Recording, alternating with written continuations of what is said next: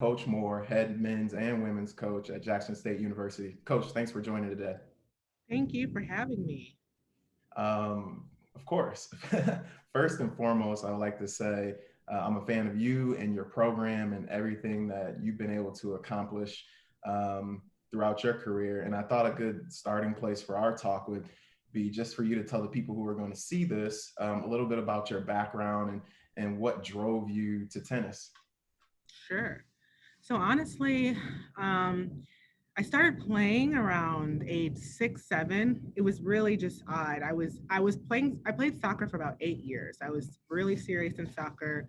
There was one morning, my mom used to play in high school, so she had rackets in the garage, and I was like, let's go play. And I actually like got on the court and was pretty good, and she put me in lessons, and haven't looked back. I started with Excess Tennis and Love to Serve. They were really big, actually African American tennis academies in the Chicago area, and I played with out of them for basically all my junior career. And then I ended up going to Southern University in Baton Rouge, Louisiana, on a full scholarship. Played there for all 4 years. Absolutely loved it. I think one of my biggest dreams was always going to an HBCU, and giving back and playing for a school and a sport that was for me, and that was a huge joy. Ended up winning 4 team championships in the SWAC there, and accomplished a lot of good things playing. And I ended up, you graduate and it's like, okay, what do I do now? I was a biology major and my dream was to be a doctor. And I think further into my tennis career at Southern, um, I started to love the game more than just the game. My coach had a huge inspiration to me as far as why I'm coaching now. And, that's something I kind of wanted to get into after I graduated. And so um, I actually got hired as an assistant at Lake Forest College in Lake Forest, Illinois, after I graduated at Southern. Coached there for about a year and a half. We ended up winning a championship, a Midwest Conference championship while they were there, the first, I think, on the women's side in over 10 years. So that was exciting. And then there was like a pool to the south. I missed the south a lot. And my teammate was actually the coach here at Jackson State at the time. And she said, come down, like, love to work with you. Let's do it. So we were actually 2 women running Jackson State University men's and women's program. Wow. Um, she ended up winning a championship here in 2016 on the men's side. And then she ended up leaving, and then um, I moved to the head coach in 2017. So since 2017, this is going to be going into my 4th season as head coach here at Jackson State, and haven't looked back. So, tennis has been a huge part of my life since I was little. It's what I love to do. I love giving back to my kids, and it's really just it's a blessing to be able to actually be in a career that you love to do. So that's just a Absolutely. little background. That's a great. I couldn't agree more. I mean, part of the reason why I've gotten back into tennis in the capacity that I have is just because I love the game, and it's brought me so much joy just from playing in college to coaching to doing this now, and I want to be able to share that joy with other people. So I think more people need to be able to say I love what I do on a day-to-day basis, because at the end of the day, life is short. You know what I mean? And I just feel like if you're doing what you feel like you're put on the earth to do every day, then there can't be many complaints. You know what I mean? Agreed, Yeah. 100%. And as far as coaching, one of the things that in college tennis, like there's a lot of coaches, but there is a small percentage of Black coaches. And then when you start looking at female head coaches who are doing both men's and women's, I mean, it's a handful of coaches, and one, that's impressive. But from your perspective, like, is there a sense of pride or a sense of drive for you when it comes to dealing with two different programs and being an African American head coach? sure. Um, Honestly, I'm very humbled. I'm thankful to be one of the very few to be in this, position.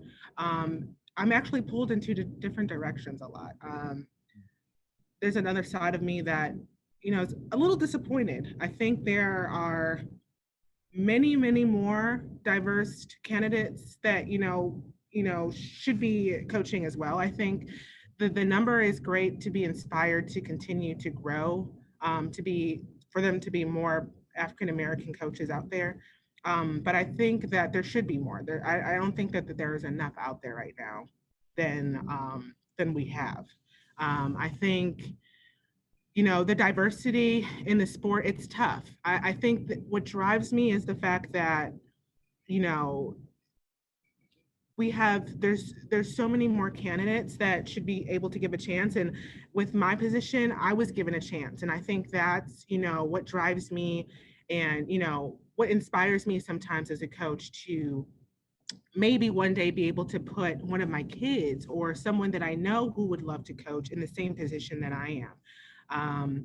And I am honored to be an inspiration to someone, and to see that if I could do it, they could do it.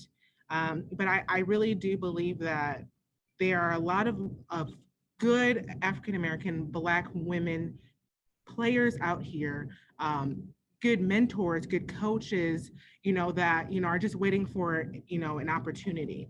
And I think us as an ITA, as a collegiate field, need to do a better job of having more diversity in our sport.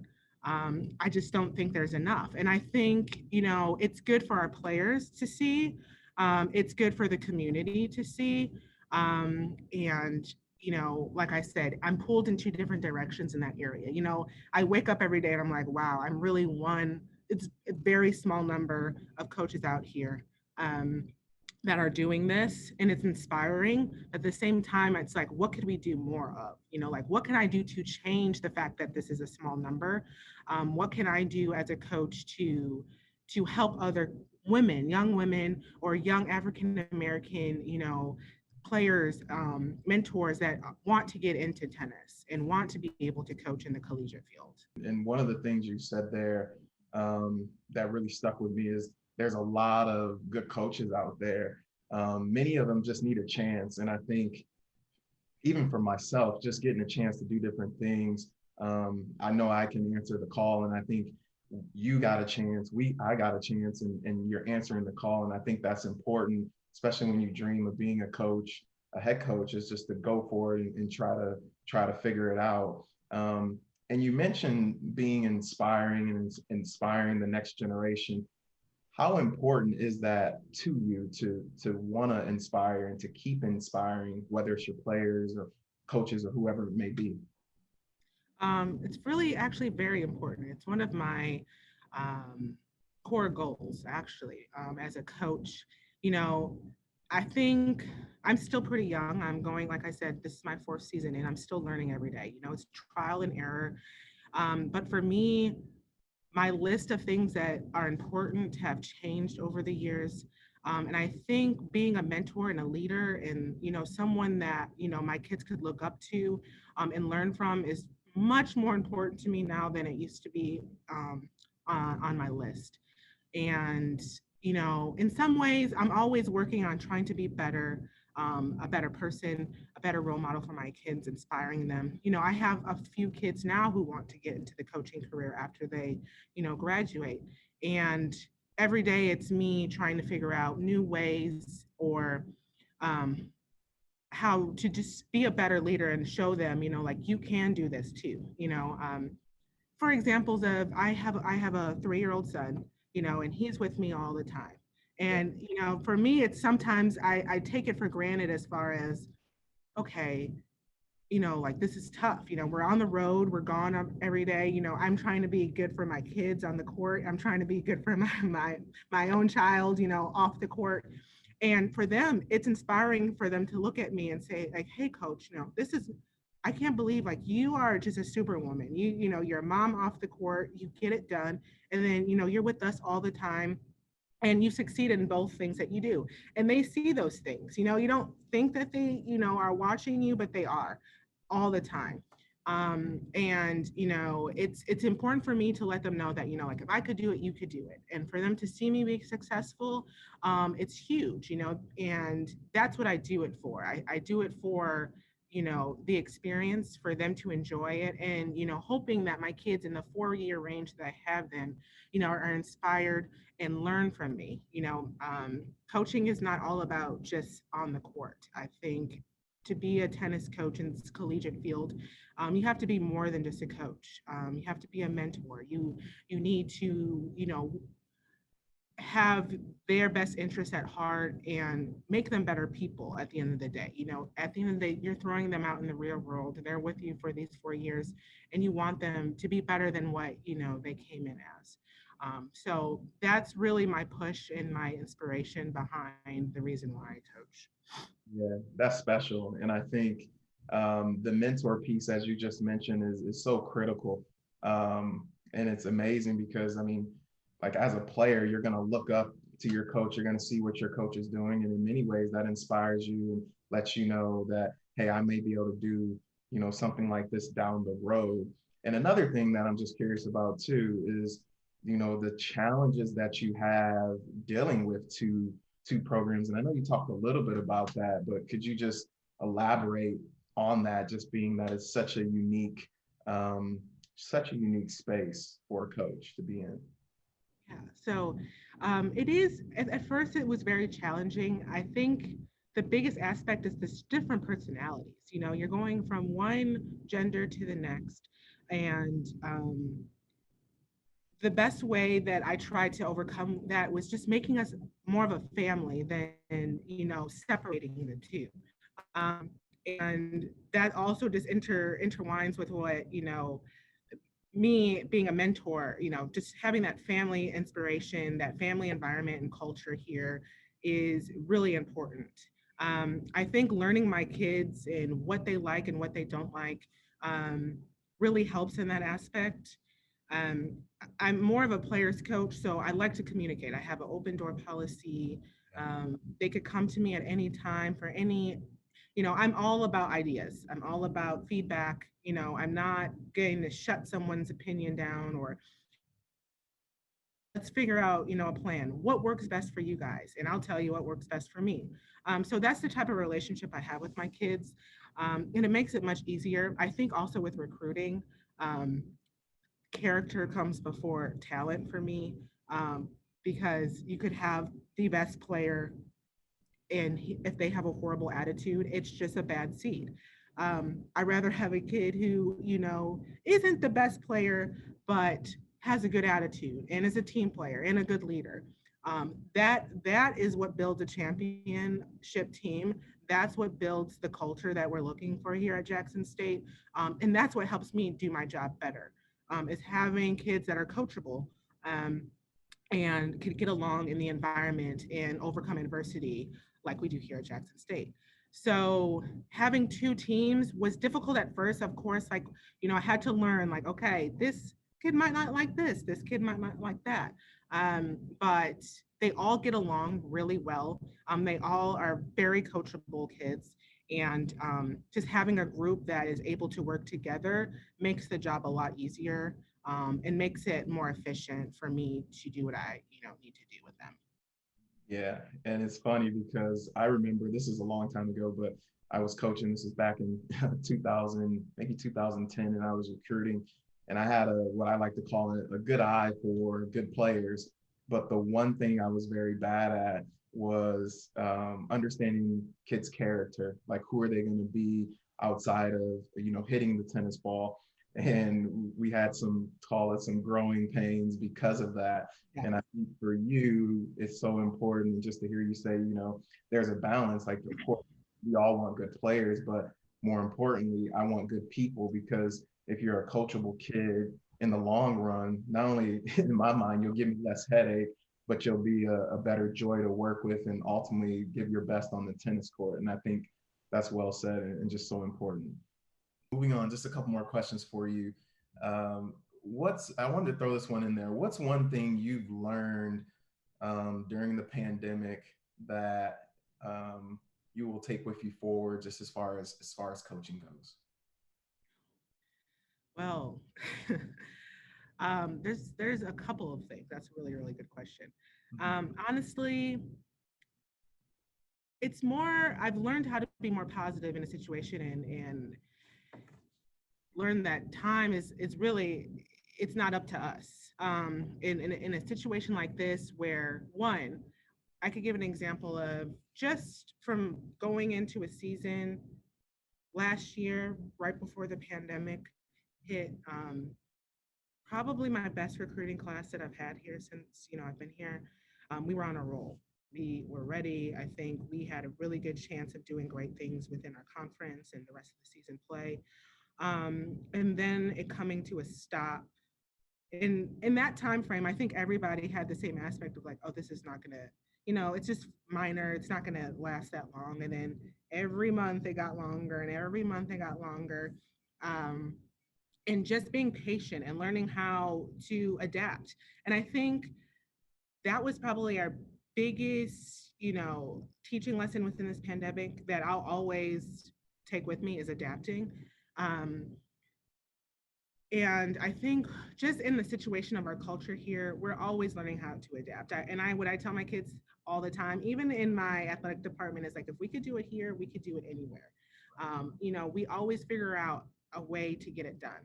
And my kids, that's what they did. Even in the pandemic, we were working hard. They were still trying to practice. If we weren't practicing on the court, they were at home doing, conditioning. We were having Zoom meetings every day, every week, just keeping us ourselves together to get through this together. And that is like another aspect of how important it is to be close with your kids and have um, that family culture that I continue to talk about, because we honestly pulled ourselves through. We every day we just kept saying, like, we're going to get through this, we're going to have a season, we're going to get back. And all my kids except one are international, so it's a little scary because it's a different situation for them where they just don't know what's going to happen.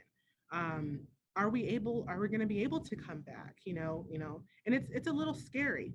Even with recruiting, just being that person to tell them, like, we could get through this, you're going to get through this, we'll find a way, you're going to have a chance.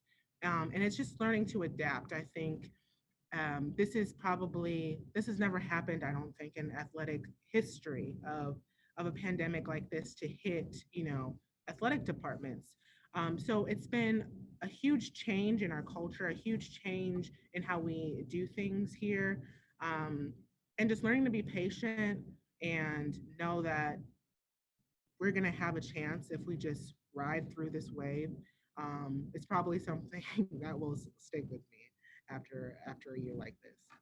Yeah, and what I hear you saying is like there's a sense of, coming even closer together during the pandemic, and you really embracing, earlier you talked about the family culture, and how you try to create, one big program together, and it seems like you've been able to keep that going during the pandemic. Would you say?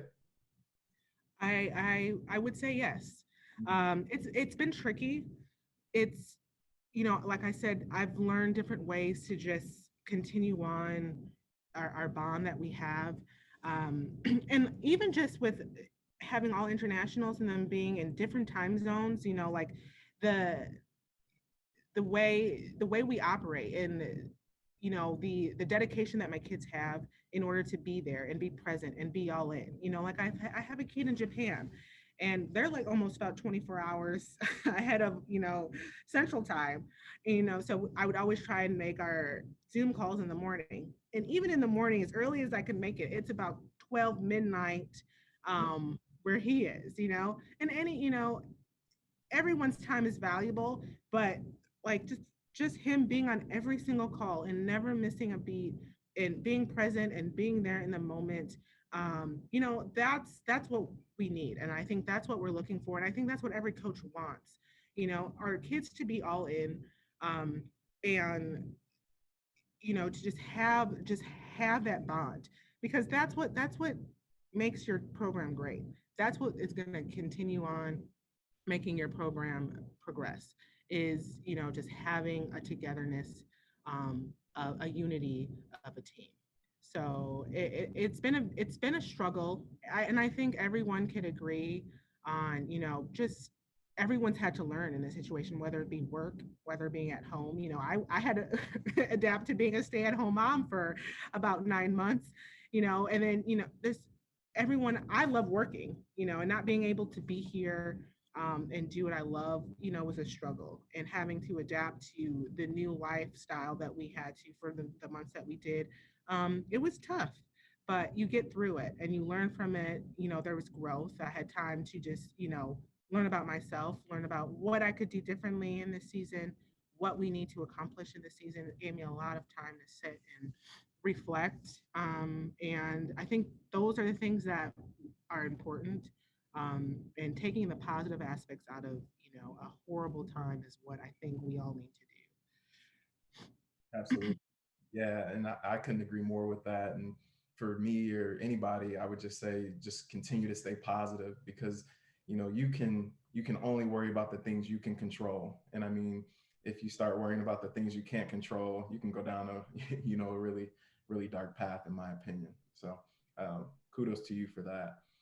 One more question for you, and going back to as it relates to coaching and being an African American or a Black female coach, what's some advice you would give to, whether it's a Black male or female looking to get into coaching? What would you say to them? do. That you could do anything you put your mind to. Never give up. Um, Especially in this career, it's hard. It's a lot of, like I said in the beginning of our, conversation. There's a lot of coaches that want to do, what, I've been blessed to get a chance to do, and it's just about the opportunity and it's about the timing. It might not be today, it might not be next year, it might not be 2 years from now, but keep going, keep trying. I think that's what I did, you know, just it, even coaching now, it's every day is a new day. Be in the moment, stay in the moment. If this is something you truly want to do, um, don't give up on that dream. Keep going. Do whatever you have to do in order to be successful. And even with my kids now, I'm huge on showing them, what it takes. Some people don't understand, and I think it's a great lesson to show kids. Even when I was wanting, like, started coaching, um, I thought it was just coaching. Like, that's the easy part. Coaching, being on the court with the kids, game day, those are the easy things. I've had a few players, like when our lineup and they're not playing, but they're sitting next to me on the bench and they see the emotions, they see the tactics, they see everything else that goes into actually being a coach. And it's like, wow, like, this is stressful. This is tough. I said, I know you don't really see it until you're, in that position. So I like to give them different views of what coaching really is. And, if this is something you truly want to do, then do it. But just make sure, I think I would tell kids, make sure that your heart is set in, what you want to do. I think that's extremely important. Like you said, time, life is short. So never give up on your goal. If I could do it, I'm hoping to inspire another African American woman, another African American male who wants to do what I do. And I'm hoping that if I could just touch one person's life in this time frame of my career, I've accomplished something. So I would just tell them, just never give up and to keep going. Your time is going to come. Yeah, those are great words. Thank you. That was Yeah, no, because I agree. I think it's, you can't give up. I think you have to, open your Rolodex or your LinkedIn and try to get a feel for who's coaching out there, and learn, and just be willing to listen and learn. And I think the more you do that, the more you'll put yourself in a position, to coach. And also, you mentioned the passion. Um, and a funny story for you, or not really funny, but after I finished playing college tennis, I was helping out with the men's team, and I was sitting with my coach and we were watching practice. And I was just amazed at how many balls people were missing. And I was like, Coach, did I miss this many balls? He was like, yeah, it's different when you're on the coaching side though, because you actually get to see how many balls are being missed. And to your point, just seeing that passion on the sideline, I think there's a lot of respect for that as a player as well. Thank you. Yeah. Well, those are all the questions I have for you. I want to tremendously thank you for taking the time out of your day to talk with me.